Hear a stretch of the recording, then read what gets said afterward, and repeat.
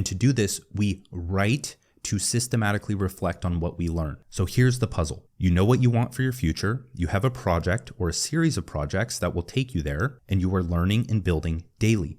But there's one missing piece, and it turns out it's also a way to further enhance how much you learn. The missing piece is people who care about what you're building, because I'm assuming that you want to do this full time. You're learning and building because you want that to turn into some kind of sustainable life. You want to replace your job or career with a calling, an obsession, and to do that, you need money. At least enough to sustain your ideal life. You don't need millions of dollars, you just need enough. To make money, you need people to care about what you're building. To make people care about what you're building, you need to show what you're doing in public. And in most cases, the best way to do that is writing, teaching what you know and what you're learning as you build. If you want a masterclass in this, go follow Peter Levels or Levels.io on Twitter, where he's just building out a game with AI right now, and he's just doing it in public, and he's adding features that his followers wanted. Two, you have an audience now that wants to support you. Now, why writing? First thing is that it's the foundation of media.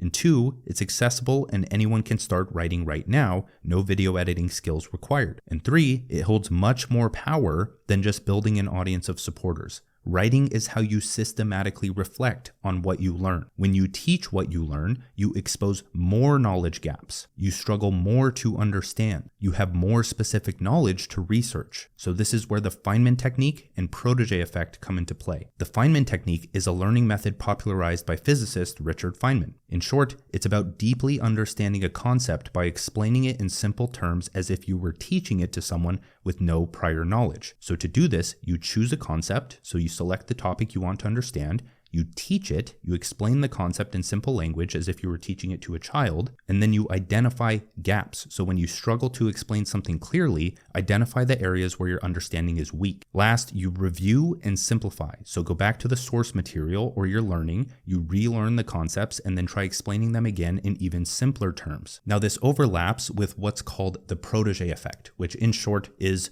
the teacher learns more than the student. Teaching what you know or what you learn encourages you to make sense of it in your own way, to finally string it together in your own mind so that you can, that's learning. And by doing this, it exposes even more gaps in your knowledge. Because if I'm talking to a camera and then I watch back over it or I stumble over my words right now, I have something to improve. I have something to learn more. What this does is it increases the effect of pattern recognition.